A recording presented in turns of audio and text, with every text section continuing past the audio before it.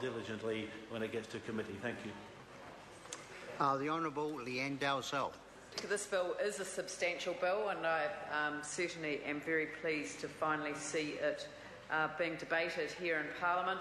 And I think that the fact that it is such a substantial bill does show that it has been through an amazing process, and I congratulate the government for taking the step of putting out a draft exposure bill and getting that feedback after 2 sets of discussion documents over a significant period of time, and in fact over 2 governments, and then responding to the recommendations of the Capital Markets Development Task Force, which I was very pleased to be part of introducing.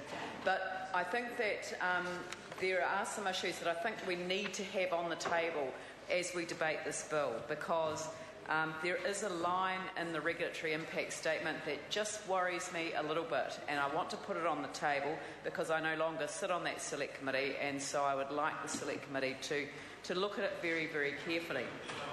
The regulatory impact statement sets out the objectives, which is always a very good idea in a regulatory impact statement, to actually decide what it is that you're trying to achieve from the outset.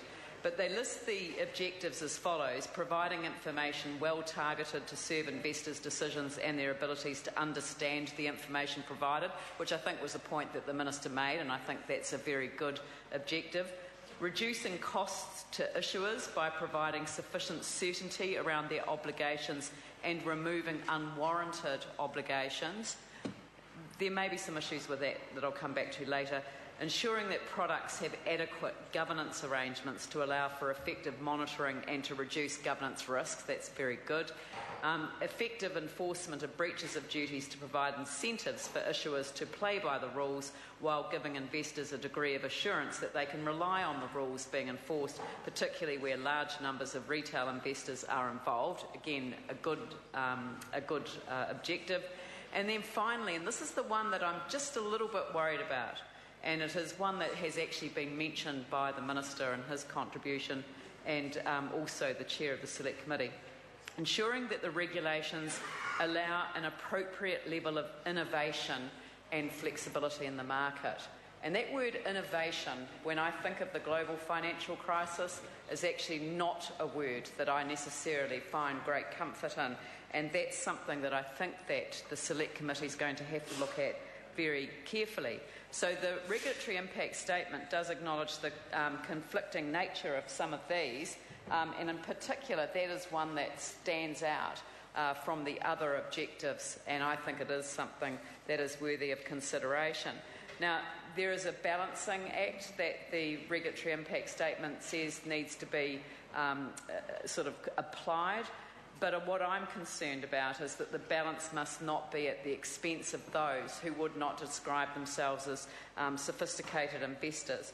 And I want to use that word, sophisticated investors, deliberately, because the last time I used the word unsophisticated investors in Parliament, I received a very angry email from somebody who I'm not going to name, but I just want to read you an extract from what she said. She said, "Dear Ms. Dalzell, I am one of your unsophisticated investors who fell victim to Lombard investments.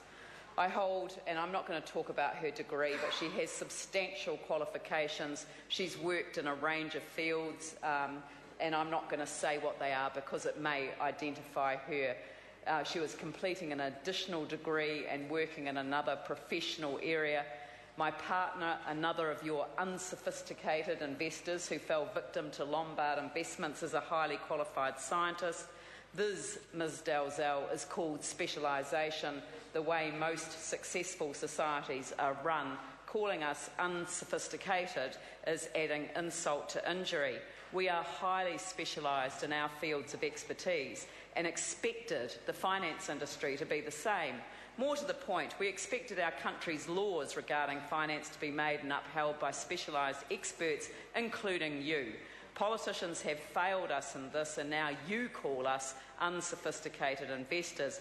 I think you should publicly apologise for this insult and state that in a society of specialisation, we all have our fields of expertise and rightly expect the finance industry and laws surrounding it also to be run by experts instead of thieves.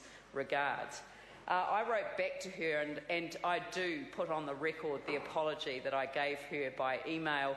On the record here, I had no intention of offending this individual. In fact, the reason that we have this law in front of us today is because of people like her and her husband who got caught out. And so I started off by saying, I'm sorry that you and your husband fell victim to one of the finance company failures. I'd be very interested to know what attracted you both to invest in Lombard, particularly their marketing or rate of return, and whether you used a financial advisor or planner to help you assess the risk of your investment.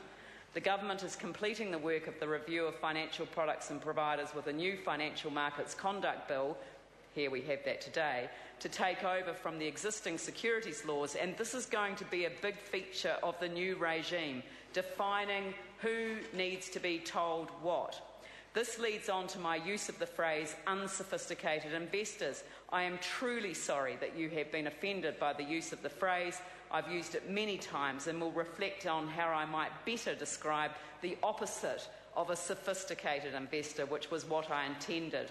The phrase sophisticated investor is used in legislation all around the world, and I took the definition of a sophisticated investor off an American website to show how truly international that was. It was the type of investor who is deemed to have sufficient investing experience and knowledge to weigh the risks and merits of an investment opportunity, and then for certain purposes net worth and income restrictions must be met before a person can be classified as a sophisticated investor, and then it goes through some particular examples, and the website goes on to say sophisticated investors are the dream clients of most financial services firms as they generate much higher fees than retail investors. Certain assumptions are made about sophisticated investors: that they can hold their investments indefinitely, the funds do not need to be liquidated for cash needs, and they can assume a total loss of investment principal without causing severe damage to their overall net worth. So, and I went on to say to her, in using the phrase unsophisticated investors, I was thinking about people who didn't have sufficient investing experience and knowledge to weigh the risks and merits of an investment opportunity, or who could assume a total loss of investment principal without causing severe damage to their overall net worth. I am qualified to practice law, but I would regard myself as an unsophisticated investor on both of these tests. It simply did not occur to me that someone hearing me use the phrase unsophisticated investors would think I was in any way describing them as personally as unsophisticated. Again, my apologies for this unintended hurt. And she came back to me to explain why she invested in Lombard. And she said, I can see that I certainly don't fit that definition of sophisticated investor and apologise for misunderstanding the term. We chose Lombard because the interest rates were attractive, though not extreme, as we thought the, quote, secured option was indeed properly secured. Also, the money seemed to go into sensible housing developments, but the main encouragement was that Sir Douglas Graham promoted the company, and we perhaps wrongly assumed he knew what he was doing. We did not have a financial advisor, instead falsely assuming that the law covered secured investments adequately. It was very painful to recently see that the development we lost savings over was sold at a very low price to a couple of developers who only need to finish 6 nearly complete houses to cover the cheap costs they paid for the unfinished Brooklyn Rise project. Under the circumstances, we would have been quite satisfied to wait a year or two without interest while the project finished, if at least we could have got our money back. Instead, the lawyers in charge decided on receivership and that we should settle for a few cents per dollar. But it looks as though their decision was wrong, since the new developers seem to think the project will be worthwhile. So we have basically given a couple of smug bargain hunters a good slice of our retirement savings. So I hope the new regime forces lawyers in charge of that kind of situation to really give investors full alternatives, such as waiting for the property market to improve. I wish you best success with improving investments in the future and restoring investor confidence. This is not about innovation. This is about good practice, best practice, principles that underpin ethical practices in our financial markets. And a law doesn't deliver ethics, people. Sorry to interrupt the honourable member. Dr. Russell Norman. Thank you, Mr.